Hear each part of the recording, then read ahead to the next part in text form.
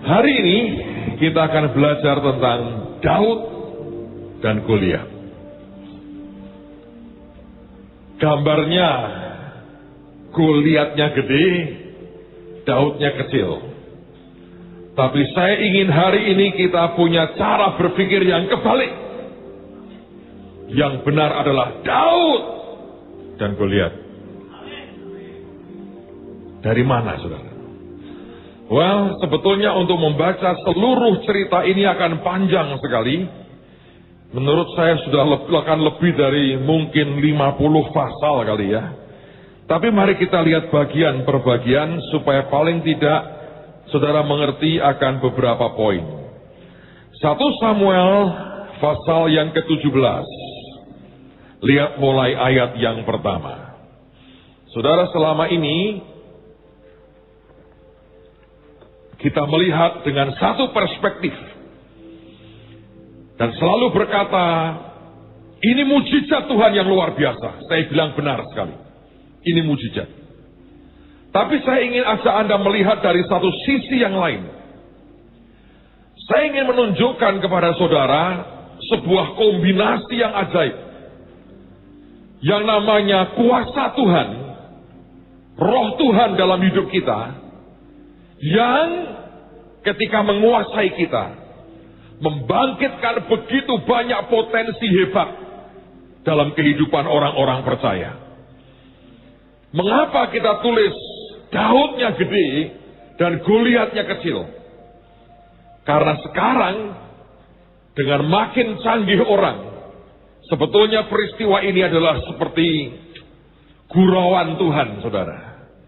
Ketika lihat Goliat yang gede, dia munculkan pahlawannya yaitu Daud. Ternyata Tuhan bergurau berkata,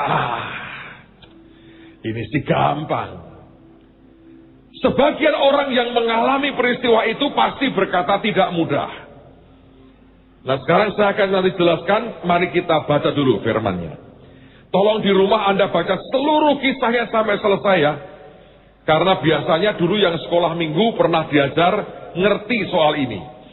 Yang tidak pernah sekolah minggu, bacanya bolong-bolong, bingung dengan perjanjian lama, nggak pernah baca dengan tuntas. Kita tahu garis besarnya, tapi kita nggak ngerti akan detailnya.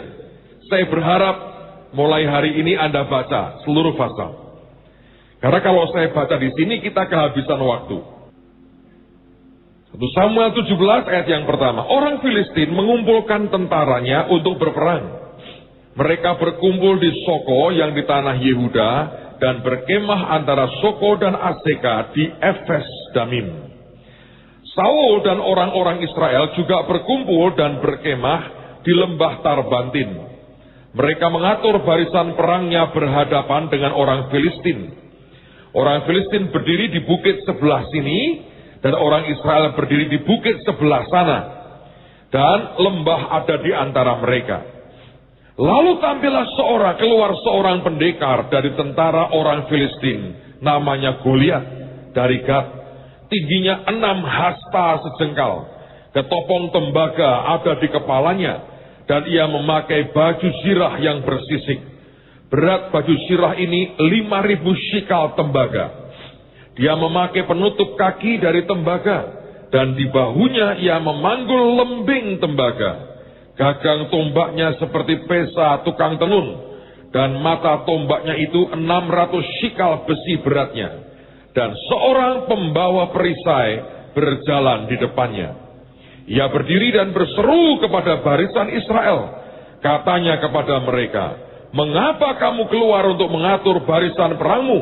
Bukankah aku seorang Filistin dan kamu adalah hamba Saul? Pilihlah bagimu seorang dan biarlah ia turun mendapatkan daku. Jika ia dapat berperang melawan aku dan mengalahkan aku, maka kami akan menjadi hambamu. Tetapi jika aku dapat mengungguli dia dan mengalahkannya, maka kamu akan menjadi hamba kami dan takluk kepada kami. Pula kata orang Filistin itu, aku menantang hari ini barisan Israel. Berikanlah kepadaku seorang, supaya kami berperang seorang lawan seorang. Dengan kata lain dia berkata, hadapilah aku hari ini. seorang lawan seorang. Ketika Saul dan segenap orang Israel mendengar perkataan orang Filistin itu, maka cemaslah hati mereka dan sangat ketakutan. Kita lompat ya, supaya Anda dan saya menghemat waktu, tapi nanti di rumah Anda baca. Daud diutus oleh bapaknya, memberikan makanan kepada kakaknya dan sebagainya, dan disitulah dia mendengar bahwa bagaimana Goliat mengejek tentara Israel. Kita lompat ke ayat yang ke-22. Lalu Daud menurunkan barang-barangnya dan meninggalkannya di tangan penjaga barang-barang tentara. Berlari-larilah Daud ke tempat barisan, sesampai di sana bertanyalah ia kepada kakak-kakaknya apakah mereka selamat. Sedang ia berbicara dengan mereka, tampillah maju pendekar itu, namanya Goliat, orang Filistin dari Gad, dari barisan orang Filistin. Ia mengucapkan kata-kata yang tadi juga, dan Daud mendengarnya. Ketika semua orang Israel melihat orang itu, larilah mereka daripadanya dengan sangat ketakutan. Berkatalah orang-orang Israel itu, sudahkah kamu lihat orang yang maju itu? Sesungguhnya ia maju untuk mencemoohkan orang Israel. Orang yang mengalahkan dia akan dianugerahi raja kekayaan yang besar. Raja akan memberikan anaknya yang perempuan kepadanya, dan kaum keluarganya akan dibebaskannya dari pajak di Israel. Lalu berkatalah Daud kepada orang-orang yang berdiri di dekatnya, apakah yang akan dilakukan kepada orang yang mengalahkan orang Filistin itu, dan yang menghindarkan cemooh dari Israel? Siapakah orang Filistin yang tidak bersunat ini, sampai ia berani mencemoohkan barisan daripada Allah yang hidup? Rakyat itu pun menjawabnya dengan perkataan tadi, begitulah akan dilakukan kepada orang yang mengalahkan dia. Ketika Eliab kakaknya yang tertua mendengar perkataan Daud kepada orang-orang itu, bangkitlah amarah Eliab kepada Daud sambil berkata, mengapa engkau datang, dan pada siapakah kau tinggalkan kambing domba yang 2-3 ekor itu di padang gurun?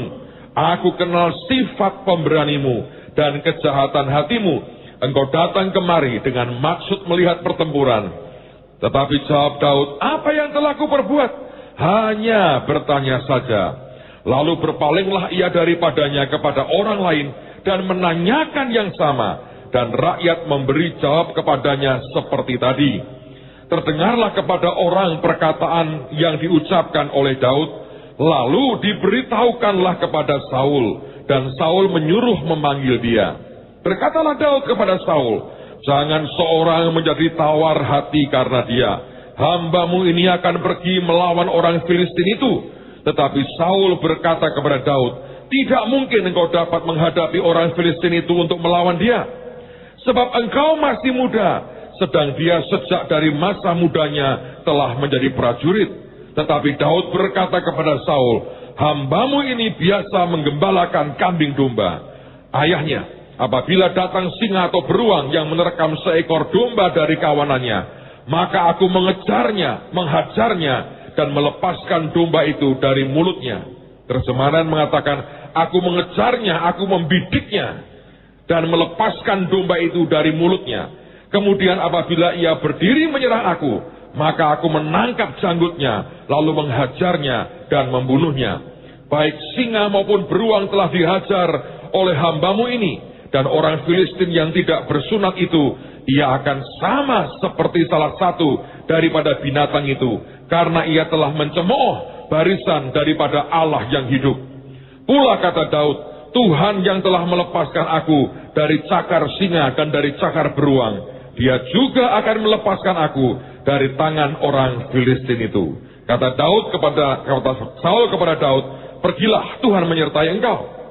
Lalu Saul, perhatikan, mengenakan baju perangnya kepada Daud, ditaruhnya ketopong tembaga di kepalanya, dan dikenakannya baju zirah kepadanya. Lalu Daud mengikatkan pedangnya di luar baju perangnya.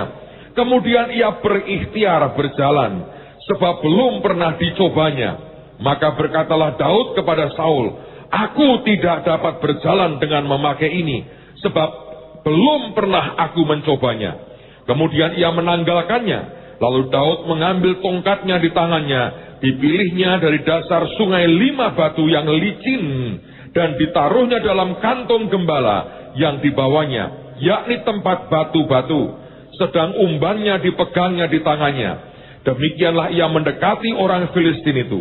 Orang Filistin itu kian mendekat, menghampiri Daud, dan di depannya orang yang membawa perisainya.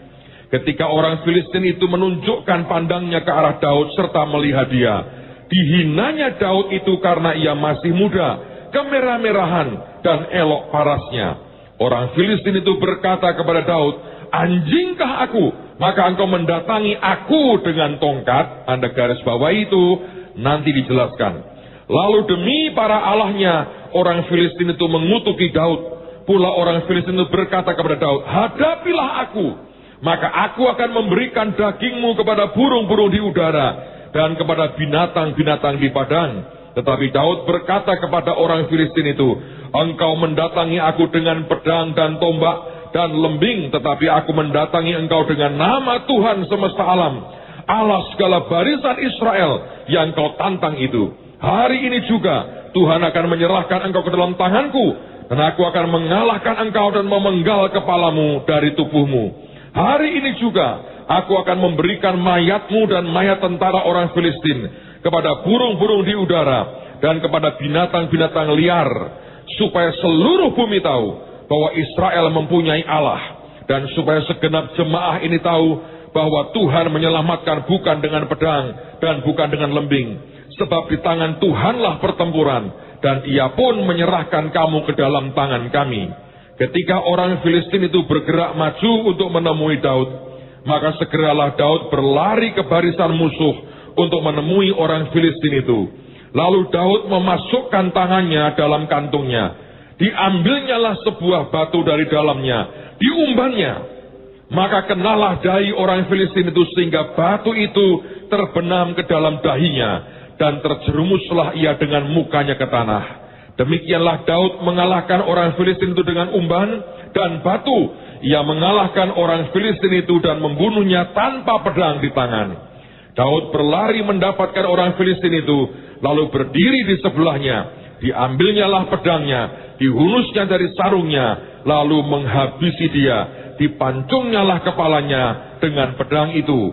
Ketika orang-orang Filistin itu melihat bahwa pahlawan mereka telah mati, maka larilah mereka. Oke. Saudara sekalian, sebelum kita bisa membahas lebih jauh, satu ayat yang harus Anda perhatikan. Sekarang mari lihat bersama-sama dengan saya. Sebelum peristiwa ini, di 1 Samuel pasal yang ke-16, lihat pada ayat yang ke-13. Karena ini mendasari mengapa Daud bisa menang begitu hebat. Alkitab berkata, Samuel mengambil tabung tanduk yang berisi minyak itu, dan mengurapi Daud di tengah-tengah saudara-saudaranya. Sejak hari itu dan seterusnya, berkuasalah roh Tuhan atas Daud. Anda garis bawahi kata ini, berkuasalah roh Tuhan atas Daud. Saudara, ada sebuah ide yang orang berkata begini, oleh karena roh Tuhan berkuasa atas Daud, maka peristiwa itu sedemikian rupa total adalah sebuah rekayasa Tuhan yang membuat siapapun yang dikuasai roh Tuhan hari itu bisa melakukan yang sama seperti yang dilakukan oleh Daud. Saudara, saya berkata bahwa itu benar. Tetapi salah satu faktor yang ajaib adalah, rupanya kalau roh Tuhan itu menguasai kita, maka roh Tuhan yang sama itu akan mengeksplor, memunculkan semua potensi yang ada pada kita, dan semua skill yang dia pernah berikan dalam kehidupan kita. Cerita tentang Daud dan Goliat ini sebenarnya merupakan cerita yang sangat klasik. Setiap kali orang menghadapi lawan yang lebih besar, orang berkata, wah kita seperti Daud ya melawan Goliat. Nah, tetapi apakah betul Anda ini sudah menjadi Daud yang sebenarnya? Sekarang mari saya ajak Anda melihat akan beberapa fakta. Sebenarnya banyak sekali, tapi hari ini saya mau ambil 4 saja. Sebetulnya kita bisa bicara sangat panjang. Mungkin lain kali kita akan teruskan. Tapi hari ini saya mau ajak Anda melihat beberapa fakta. Yang pertama, saudara harus mengerti bahwa di hadapan Tuhan tidak ada lawan yang terlalu besar sebenarnya. Ya kan?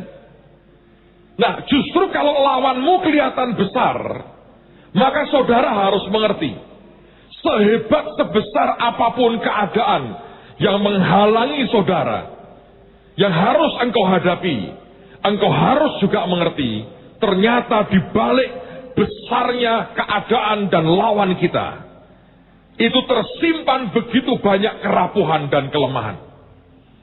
Anda harus pahami. Iblis, yang namanya iblis, sehebat-hebatnya, dia bukan maha kuasa, dia bukan maha tahu, dia bukan maha hadir. Tidak ada apa-apanya dibandingkan dengan pencipta yang luar biasa. Sengeri-ngerinya itu dia tetap ciptaan. Bahkan manusia diciptakan lebih daripada malaikat-malaikat. Di dalam kenyataan kehidupan kita, saudara harus mengerti ini.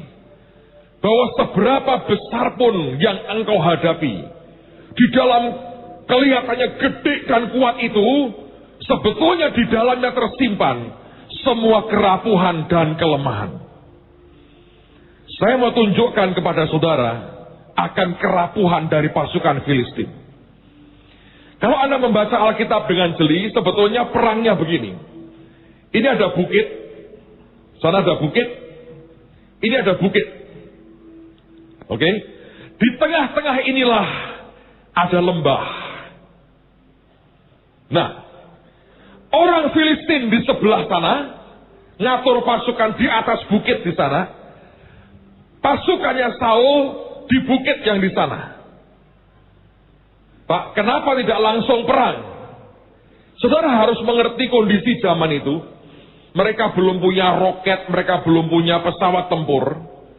Semua orang yang mulai menyerang dulu, itu sebetulnya dia harus turun dari bukitnya, kemudian memanjat bukit dari lawannya. Posisi memanjat bukit lawan ini rawan sekali. Dihujani dengan panah dan batu, habis. Dua pasukan saling mengerti. Mereka tidak akan pernah berani memulai perang, karena siapapun yang maju duluan akan dihabisi. Itu sebuah kelemahan atau kekuatan? Kelemahan. Tapi yang kedua, perhatikan saudara. Akhirnya orang Filistin berkata begini. Ini kalau nunggu begini repot ini, nggak selesai-selesai ini. Dia bilang, panggil Goliat. Orangnya tinggi besar. Saya baca artikel ya saudara. Para pakar militer itu mengatakan begini. Itu senjata Goliat itu nggak main-main. Dengan ukuran berat. Orang sekarang itu membuat replika-replikanya untuk penelitian. Dengan ukuran beratnya. Diayunkan itu. Semua perisai, bahkan baju sirah orang jebol. Anda boleh punya perisai hebat zaman itu, perisai seberapa mereka ngerti. Dihantam dengan barang, senjata, seperti yang Goliat punya. Sekali diayunkan, jebol, saudara. Jadi siapa mau menghadapi orang seperti itu? The best weapon, senjata terbaik mereka, tidak bisa menahan kekuatan senjatanya Goliat. Makanya sebetulnya Goliat itu pede banget.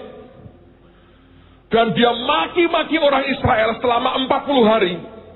Dengan perkataan yang sama, tidak berubah. Saya mau beritahu saudara, setan senjatanya sama, tidak berubah. Dan gawatnya manjur. Orang kena satu senjata, yang lain ngikuti kena juga. Padahal cuma omongan. Ditantangin, setiap dia muncul ini bubar nih. Israelnya bubar, mundur lagi. Mungkin maju dikit-dikit, muncul lagi itu bubar lagi. Dan Saul frustrasi. Dia nggak berani. Dan dia berkata, siapa yang berani menghadapi dia, aku beri duit yang banyak, jadi menantuku bebas pajak. Itu pun nggak ada yang berani. Sebab mereka mengerti, ini orang gak mungkin dihadapi. Sekali dipukul, Anda bisa menahan dengan perisai. Kalau perisaimu jebol, tanganmu hancur. Kena dada saudara, baju sirah pun bolong. Terlalu besar, terlalu kuat tenaganya. Tapi Anda harus belajar. Yang gede ini belum tentu superior. Sebab di dalamnya banyak masalah. Orang pada akhir zaman ini menyelidiki firman Tuhan. Dan ketika diselidiki, ternyata mengertilah kita, Alkitab itu benar dan luar biasa. Ada orang berkata begini, buat orang yang tidak percaya, Goliat terlalu besar. Terlalu kuat untuk dihadapi. Buat orang yang beriman, terlalu gede dan tidak mungkin melesetlah kalau ditembak. Mengapa, saudara?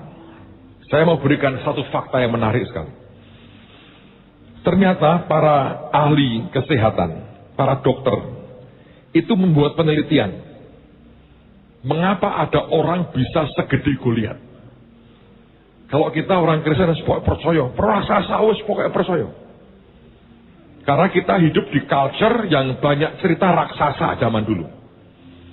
Kalau Anda lihat film Disneyland, ya raksasa tok isinya. Ya kan? Shrek misalnya, orang raksasa. Biasa itu raksasa. Tapi orang medis tidak percaya raksasa. Maka mereka membuat riset. Dari mana bahannya? Dari Alkitab. Diteliti itu. Mereka jabarkan ininya. Sampai kemudian, sampai kepada kesimpulan. Mengapa Goliat bisa besar badannya? Saya hanya kutip ya. Kalau salah ya dokter-dokternya yang salah. Nah, saya dokter tapi belum ngerti. Baca buku lebih banyak. Katanya begini saudara. Goliat itu punya penyakit namanya akromegali. Itu apa Pak? Sebentar tak baca gitu dulu. Itu sebetulnya tumor jinak yang ada di bagian otak yang namanya pituitari. Tidak usah Anda catat, Anda juga tidak mudeng seperti saya. Hanya informasi, masukin yang di dalam hati ya. Itu ada penyakit namanya akromegali. Itu sebetulnya tumor jinak di bagian otak yang namanya pituitari. Dan itu menghasilkan, karena ada tumor itu, menghasilkan hormon pertumbuhan yang berlebihan banget. Sehingga jadi gede badannya. Itu bukan gede karena dia raksasa, karena dewa. Bukan. Penyakit. Tapi memang kuat bener. Kalau enggak itu ya senjata yang dipakai nggak mungkin dia bisa bawa semua, itu nggak mungkin. Jadi gedenya itu karena penyakit. Bukan karena dia tiap hari lari, olahraga, segala macam. Goes nggak bisa tuh, rontok sepedanya. Harus trail besar, gitu. Nah itu bukan karena dia bodybuilding begitu, makan puluhan telur tiap hari, enggak. Penyakit. Karena kalau Anda itu bodybuilding, paling ototnya yang gede. Tapi tingginya dan sebagainya, enggak seperti itu. Jadi di tengah-tengah besarnya itu ada penyakitnya itu. Nah, sudah ya, itu yang pertama. Tapi apa akibatnya? Hormon yang bertumbuh itu dan masalah di otak itu, ternyata efeknya itu menghimpit syaraf mata. Ya. Dan juga menekan tengkoraknya sendiri. Sehingga Goliat sebetulnya matanya kabur. Dan otak yang bagian dahi sini menipis. Coba Anda pikir. Tuhan itu maha tahu kan. Kenapa dibidik jidatnya. Saya yakin Daud gak ngerti itu. Butuh ribuan tahun kemudian, dengan data seadanya di Alkitab, orang medis bisa ngerti. Ini penyakitnya ini, karena ini efeknya begini. Nah efeknya yang paling mengerikan sebetulnya adalah matanya kabur. Nah, dari mana Pak kok kabur? Dengerin baik-baik. Saya nggak pernah ngerti ini sebelumnya. Dia kan berkata begini, anjingkah aku ini, sehingga engkau mendatangi aku dengan apa? Tongkat, ya kan? Salah. Kalau Anda cek di terjemahan lain, bukan bahasa Indonesia, New King James aja, itu bukan stick, tapi stick. Lebih dari satu. Daud bawa tongkat berapa? Satu kan? Dia ngelihatnya kabur dari 2 atau 3. Dia ngomong gini, aku digawani pentungan pirang-pirang. Padahal cuma 1. Dari data ini orang berkata, ini orang gede bombong karena penyakit sebetulnya. Walaupun kuat memang. Makanya ketika dia maju, Tuhan itu geli di surga. Cuma masalahnya tentara Israel terintimidasi dengan omongannya. Bayangin 40 hari ngomong yang sama, yang teriak-teriak orang sakit ada tumor di otaknya. Dan mereka ketakutan. Di luar memang, saudara, dia punya kekuatan fisik luar biasa. Tapi lihat kenyataannya. Apa yang engkau pandang sebagai mengerikan, seringkali membuat Tuhan geli dan kasihan deh lu, karena Anda sedang ketakutan dengan tumor otak. Apa yang kau pandang sebagai sesuatu yang mengerikan, yang akan menghancurkan saudara, Tuhan dalam kemahatauannya berkata, nak, jangan takut. Tapi karena Tuhan tidak pernah cerewet untuk terus ngomong ini, saudara jangan takut, kita tetap takut, saudara. Coba Anda belajar dari kisah ini. Daud sedang menghadapi orang yang sebetulnya dying ini. Suaranya menggelegar, tenaganya besar, matanya kabur. Jadi kalau Anda berhadapan dengan lawan seperti itu sebabnya Goliat kalau berteriak apa? Hadapilah aku. Mengapa, saudara? Kalau lu terlalu jauh, gua nggak lihat. Lalu orang membuktikan satu lagi. Mengapa seorang Goliat perlu ada orang yang membawa perisainya? Lu orang mau duel ya perisai dia bawa toh. Kenapa kok ada orang yang membawa perisai? Itu mereka riset. Alasan paling klise adalah itu sebuah tanda penghormatan. Karena dia seorang pendekar yang hebat, maka sebagai penghormatan dibawakanlah pengawal istilahnya. Pembawa senjata, pembawa perisai. Tapi kemudian orang berkata, sebetulnya bukan. Ini pembawa perisai ini cuma tukang nuntun. Di mana lawannya dia yang melihat toh, dia mengarahkan Goliat tinggal ngikuti ini pembawa senjatanya. Karena matanya kabur. Bahasa Jermannya blawur. Gede, kuat, blawur. Nangkep saudara. Sekarang kita melihat toh. Saya harap Anda bisa melihat sebuah posisi yang berbeda sekarang. Dan saya berharap kalau Anda menghadapi Goliat-Goliatmu, saudara mengerti tidak seperti yang engkau duga. Sebetulnya engkau tidak menghadapi yang maha kuasa. Karena yang maha kuasa ada bersama-sama dengan kita. Goliat bukan orang sempurna. Hanya penampakannya yang mengerikan. Di balik semua penampakan itu, ada kelemahan yang mematikan. Dan hanya Tuhan yang tahu. Itulah sebabnya saya mau berkata dari awal. Kalimat yang mengatakan sejak hari itu berkuasalah roh Tuhan atas Daud. Itu sesuatu yang sangat penting. Yang Anda dan saya harus garis bawahi. Kondisi ini ditemukan sekian ribu tahun yang kemudian setelah peristiwa itu. Di abad yang ke-20 dan 21 ini. Orang bahkan mengatakan ternyata ini orang seperti itu. Tidak mengurangi kuasa Tuhan. Sebab cara mengalahkannya Hanya dengan tuntunan Tuhan Anda bisa mengerti. Tapi lihat, tidak ada musuh sempurna yang tak mungkin dikalahkan dalam kehidupan kita. Adanya Tuhan yang sempurna yang menyertai hidup kita. Yang percaya katakan amin. Nah, yang kedua, saudara, yang kedua adalah begini. Dia berkata gini, hadapilah aku. Dia tahu kekuatannya. Goliat juga bukan bodoh ya. Dia tahu kekuatannya. Dan dia berkata, hadapi aku. Yang terjadi adalah Saul terpengaruh pikirannya. Dia berpikir untuk menghadapi Goliat, ya hadapi Goliat.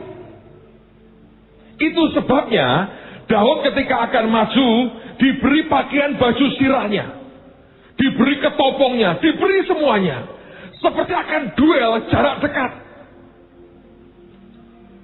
Daud mencoba loh. Artinya menurut saya, pada waktu itu dia belum tahu sebenarnya harus ngapain. Kalau dia sudah tahu harus ngapain dari awal, dia akan tolak. Tapi dia coba loh. Jadi ini orang sekedar karena dorongan pertama roh Tuhan berkata, hadapi nak, hadapi. Dan dia teriaknya, hadapi aku. Karena kalau lu terlalu jauh, gua gak kelihatan, blawur tadi. Orang kalau belawur kan harus jarak dekat. Saya tak delok isi. Apalagi kalau itu dimainkan sebagai wayang orang. Wayang orang itu antik, saudara. Nek mau berkelahi tak kok sopo jenengmu, nama tanya dulu. Tukar kartu nama dulu, pin BB baruan teman-teman, saudara. Itu kalau wayang. Beneran, kalau nggak pernah nonton wayang nggak tahu. Wayang itu orang kesatria. Mau mateni aja tanya jenengmu sopo. Lah, nih kartu namaku. PIN BB, nomor HP, email, barcode saya, tukar-tukar itu. Setelah itu gebuk-gebukan, saudara. Itu cerita wayang. Goliat berkata, hadap. Benar kan Pak Hasto? Pak Dalang tahu. Hadapi aku. Daud berpikir yang sama, Saul yang sama, pakai baju sirah. Tapi sehebat-hebatnya baju sirah Saul, sekali gebuk kena senjata Goliat, habis, saudara. Jangan hadapi lawan dengan cara dan senjata yang sama yang dia pakai. Itu idenya. Saya melihat ada banyak kebodohan yang dibuat orang. Saya mengkonseling banyak orang di Semarang, di luar kota, di luar negeri. Orang duduk, ngobrol. Satu hari ada seorang berkata, Pak, saya ada urusan dengan perusahaan ini. Terus dia pakai jalur hukum, Pak. Terus saya panggil lawyer saya, wah, Anda menggunakan senjata yang sama. Habis toh. Tahukah saudara, seringkali kebodohan itu di situ. Ada orang datang nangis-nangis, Pak, saya nggak bisa bayar utang, dikejar sama debt collector. Terus kamu ngapain? Saya lari, Pak. Dikejar, saya lari. Ya, itu sama dengan anjing menggonggong, Anda lari, dikejar pasti. Lah harus bagaimana, Pak? Datangi yang nyuruh. Ngaku Anda salah, belum bisa bayar utangnya. Kalau perlu berlutut, minta ampun. Loh gitu Pak caranya? Iya, merendah. Oh nyatanya kamu nggak bisa bayar, kamu punya kesalahan. Ya ngaku salah. Tetapi dia pakai debt collector, nggak apa-apa. Kamu bawa itu aja. Jeruk Sinja. 3. Kok cuma 3, Pak? Kamu tidak punya uang, bayar utang tidak bisa, ya tuku telu Sinja. Roh jiwa tubuh Pak, kuserahkan padamu. Aku nggak bisa bayar. Ngaku begitu. Lah Anda muter debt collector jahit itu kanan, jahit engkol. Ayo. Ya habis toh. Kalau Anda menghadapi lawan lebih besar, jangan dihadapi. Saya bukan ngajari saudara terus ngemplangi utang orang loh.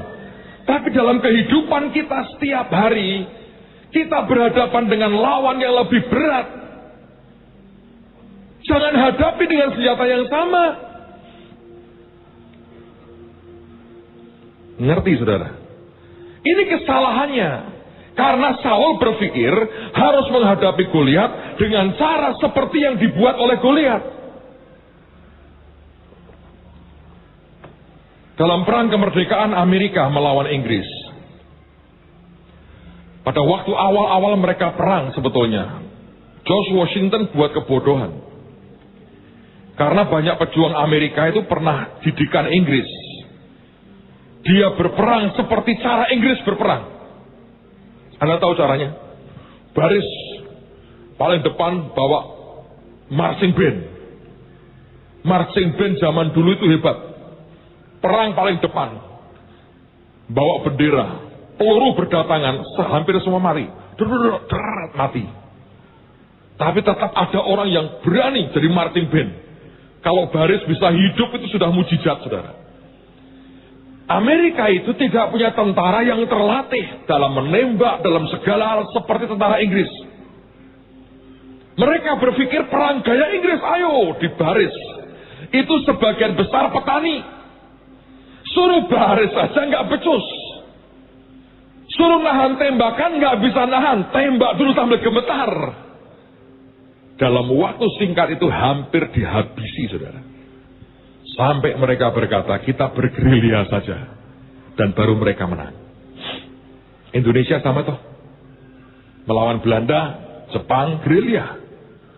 Anda bertempur cara mereka, kita akan dihabisi.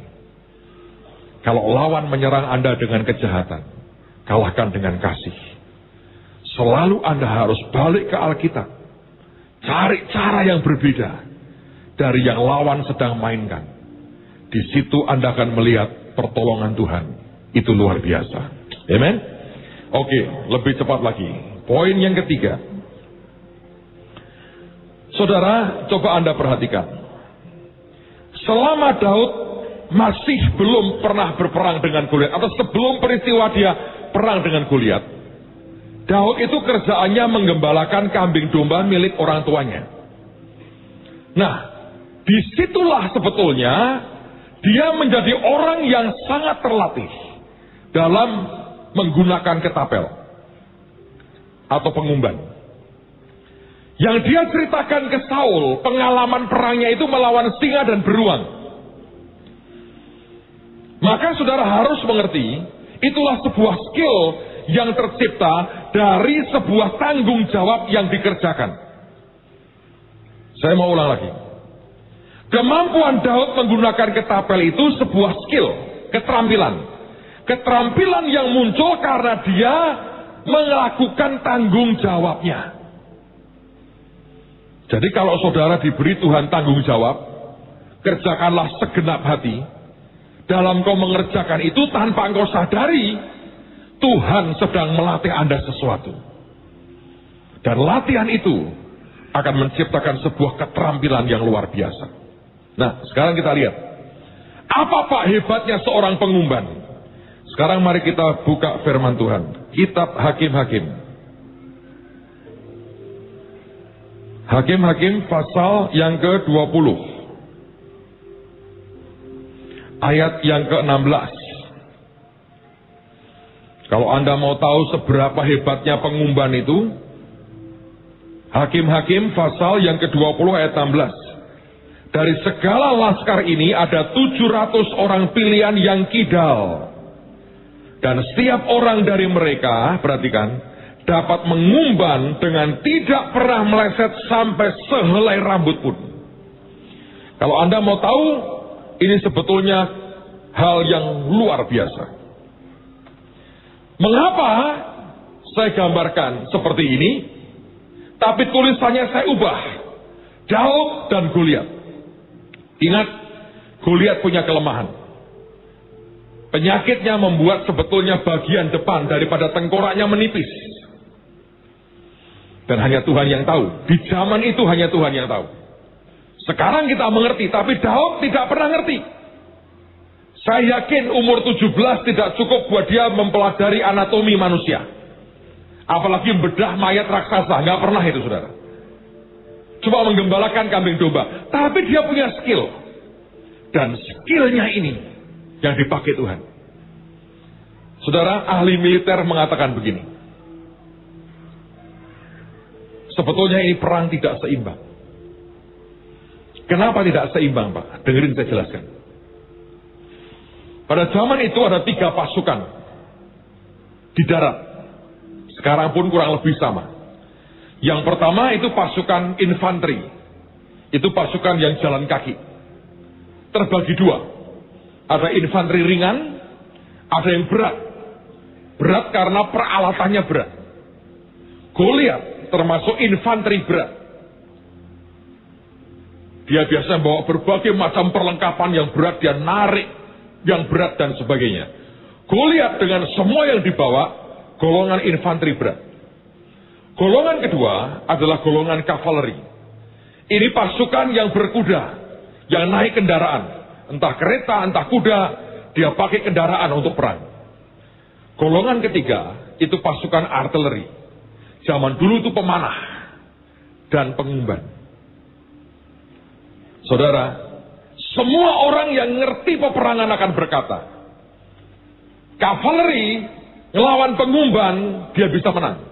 Karena kuda bergerak sangat cepat, dibidik susah dibanding orang jalan atau orang lari. Tapi prajurit infanteri sebetulnya rawan banget kalau menghadapi artileri. Termasuk hari ini. Lebih canggih kan, saudara? Maka sebetulnya posisinya itu bukan Daudnya kecil, Goliatnya gede. Ini di tangan seorang yang ahli artileri zaman dulu, pengumban. Sebetulnya itu Daud dan Goliat. Bukan Daud dan Goliat, bukan Daud dan Goliat. Anda bisa ngerti nggak? Tuhan itu kalau nyuruh orang nggak ngawur. Dia ngatur, maju nak. Nggak tahu pakai baju sirahnya Saul, jalan pun susah. Dan dia berkata, nggak usah. Saya mau beritahu Anda sesuatu. Dengan baik-baik. Satu ya, ini orang bisa mengumban sangat cepat. Kalau singa dan beruang dia bisa bidik kena. Yang ini jalan pun susah. Hampir nggak gerak. Cepat kenanya. Yang kedua, ini menarik, saudara. Anda tahu batu yang dipakai. Karena Alkitab berkata itu batu yang licin. Jadi orang itu riset sampai ke tempat medan perangnya, cari ada batu apa. Dan mereka menemukan ada batu namanya barium sulfat. Kalau batu biasa, itu kepadatan masanya 2,4 gram per cc. Yang barium sulfat ini sampai 4,2 gram per cc. Jadi tingkat padatnya itu padat seperti, nyaris seperti logam. Jadi ini seperti peluru. Nah, kecepatannya, itu diriset loh saudara. Itu kalau dihitung naik mobil sekarang ini, kira-kira 122 km per jam. Saudara, kalau Anda kebentur barang sekeras besi dengan kecepatan 122 kilo per jam, tepat di sini, deng, geletak saudara, kriuk langsung, ambiar semua. Maka orang militer menggambarkan begini. Bayangkanlah Anda Goliat dengan tombak, dengan pedang segala macam, dengan ketopong yang berat, jalan pun susah. Ketemu seorang sniper dan kira-kira mungkin peluru kaliber 45 gitu, dengan batu yang sangat kuat, kerasnya luar biasa, lebih dari 2 kali lipat batu biasa, dibidik dengan inframerah karena skillnya tepat di jidatnya. Langsung motornya kabur, batu datang nggak tahu saudara. Masa anjing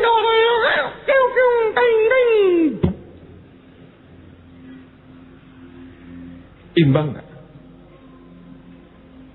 Dengan Tuhan tidak pernah ada lawan yang seimbang dengan kita.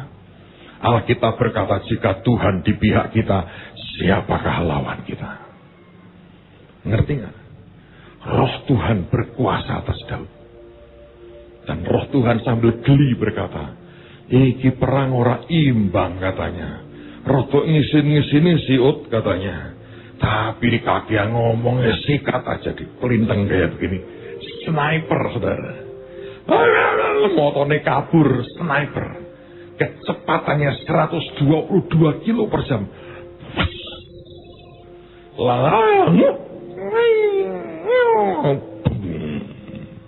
Game over saudara. Diperkirakan dari begini ya, tidak sampai 1 detik saudara. Nunjuk. Itu bukan. Kalau Anda pernah nonton film buatan Hollywood, ditangkis, kelontang, ngawur itu. Sekali tembak saudara. Sniper. Meleset serambut pun tidak. Apa namanya coba? Zaman sekarang. Sniper tuh. Harusnya gambar tak rubah. Bukan ini. Pas. Geblak tuh. Tuhan itu sebetulnya ya rotok ini. Kira adil giut. Tapi kagak ngomong 40 dino ngomong terus. Santai weh. Sikatlah. Batunya pun diteliti. Sampai saya bilang gini, Tuhan, ini piye toh? Ya aku ngerti toh. Mana ada yang berat sih? Mana ada? Tapi saya kan nggak tahu bahwa iya seperti Saul tidak tahu. Anda perlu roh Tuhan berkuasa atasmu. Nanti Anda akan dipimpin Tuhan begitu rupa. Disuruh melangkah sesuatu sampai engkau melangkah dan jadi sesuatu yang hebat. Dan di situ Anda berkata, betul. With God, all things are possible. Dengan Tuhan, semuanya itu mungkin. Amen, saudara. Yang terakhir, masih banyak sebelumnya. Yang terakhir, apa kelemahan daripada Goliat? Marah, sombong. Dia berkata, anjingkah aku ini sehingga engkau mendatangi aku dengan tongkat-tongkat? Belawur, sombong. Anda tahu kesombongan itu membuat matanya makin kabur. Kesombongan dalam diri kita membuat mata rohani kita jadi kabur. Anda tidak bisa melihat lagi kebenaran. Tidak bisa berpikir jernih. Dan akhirnya semua itu rusak. Kemarin saya dengan Pak Tim, kami pelayanan di Karanganyar. Saya mau tutup dengan ini. Saya cerita, ada hal-hal yang harus disingkirkan dalam kehidupan kita. Dan satu di antaranya adalah kesombongan. Kesombongan membuat orang tidak bisa berpikir jernih. Kesombongan membuat kita punya beban yang lebih daripada yang seharusnya kita tanggung. Kesombongan membuat kita sebetulnya tidak berdaya dan makin lemah. Dulu waktu saya masih kecil, saya kalau potong rambut diajak papi saya, dipotong rambut Madura. Sekarang saya punya tukang potong rambut paling hebat di dunia. Pak Yus namanya. Tapi dulu saya potong rambut Madura. Dia tidak Madura, dia bukan orang Madura.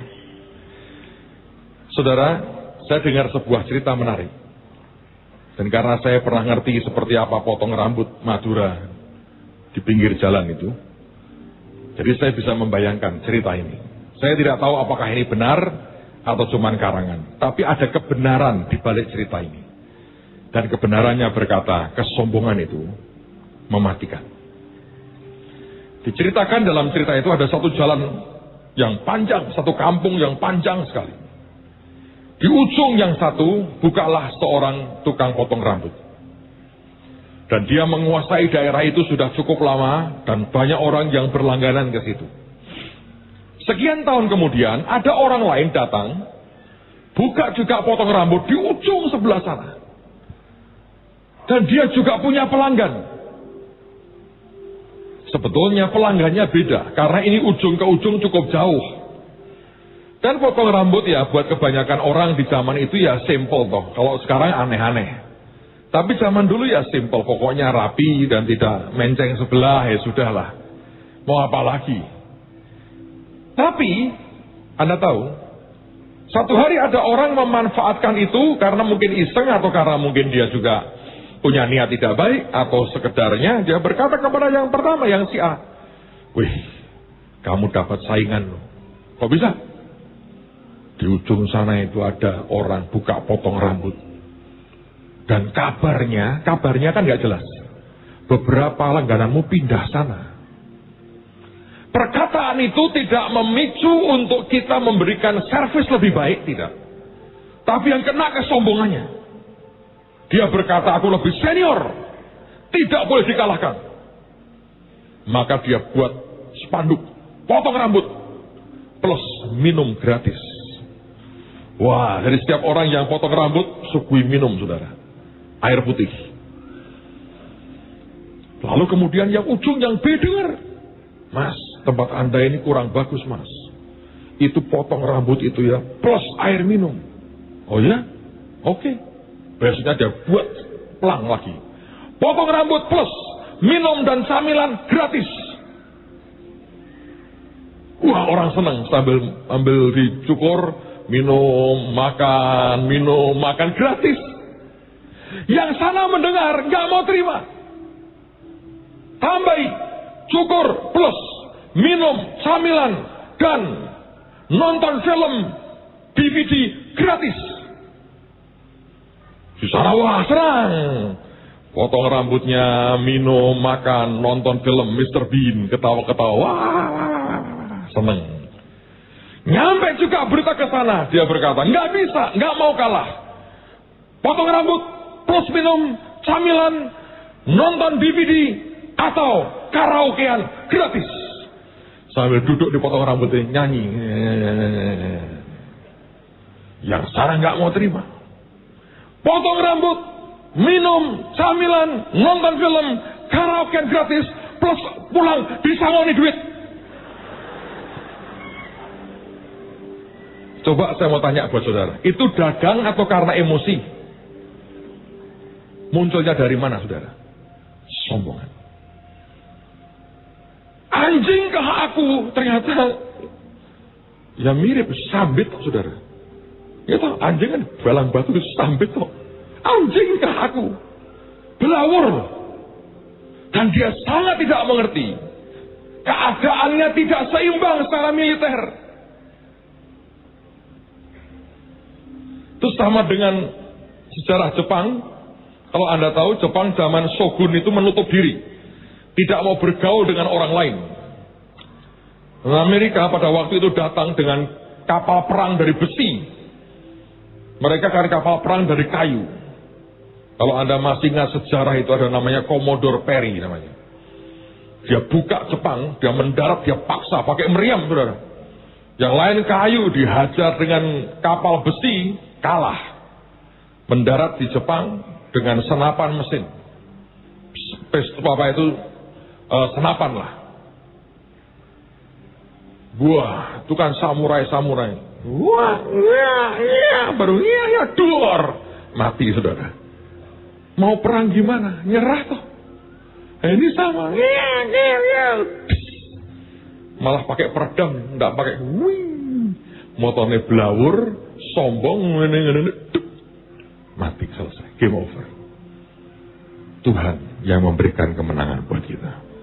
Hari ini saya mau berkata, jangan takut. Ada Tuhan yang ajaib. Jadi gembala yang luar biasa buat hidup kita. Nuntun kita. Anda kan, saya berdoa, Anda diberi kekuatan dalam keajaiban Tuhan. Yang percaya katakan amin.